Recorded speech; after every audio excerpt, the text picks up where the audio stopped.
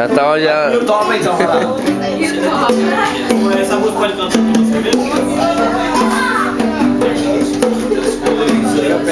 Do meu tempo de criança, guardo vivo na lembrança, no aconchego do meu lar. Na tarde, quando tudo se ajeitava, a família se ajuntava numa convívia a conversar.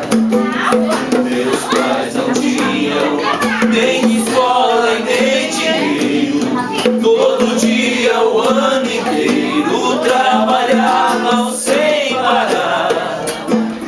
Faltava tudo, mas a gente nem ligava. O importante não faltava, seu sorriso e seu olhar.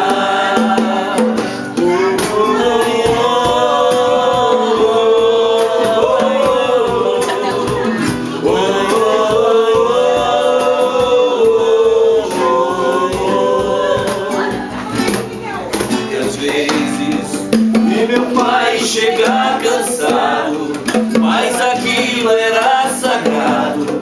O puro ele amagava e perguntava quem fizera a estripulia, e mamãe nos defendia, e tudo aos poucos se ajeitava.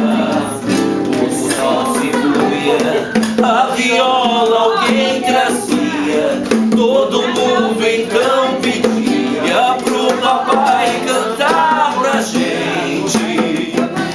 Desafinado, meio rouco e voz cansada, ele cantava mil toadas, seu olhar no sol poente.